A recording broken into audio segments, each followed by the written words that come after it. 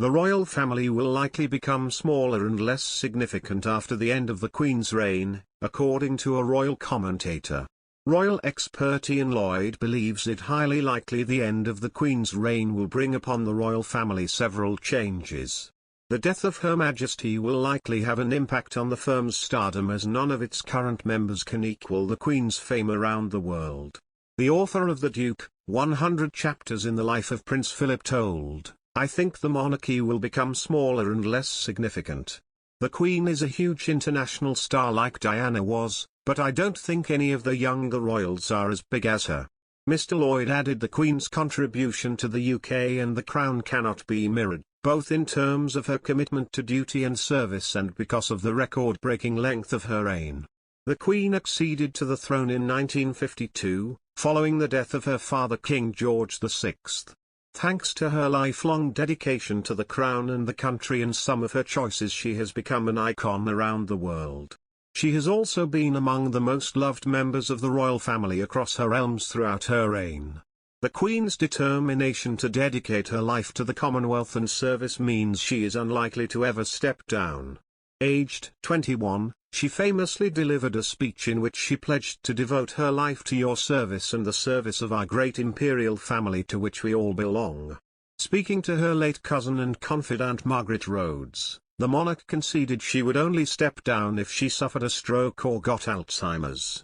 However, Mr. Lloyd believes the younger generations of royals, starting from Prince William, may choose to reign for a few decades and then pass on the crown to their firstborns, much like it happens in most European monarchies. This would allow the future monarchs to reign while they can carry out all the functions required by their role, including long-haul flights.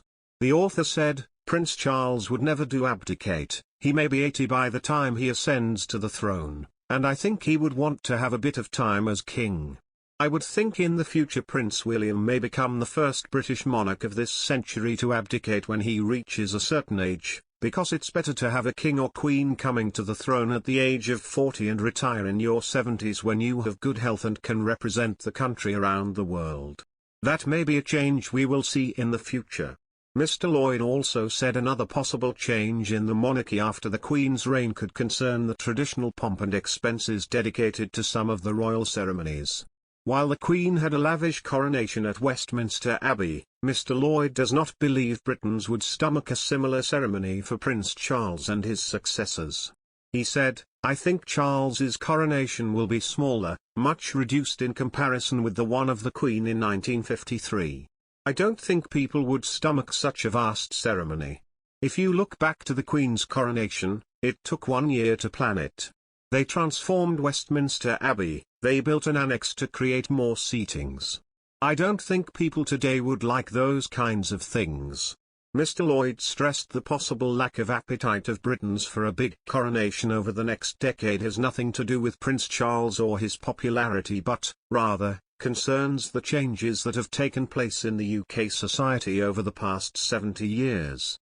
The bill taxpayers would have to foot may also make many Britons reluctant to embrace plans for big coronations, the expert added, considering the turmoil caused by the huge costs of the past publicly funded royal weddings.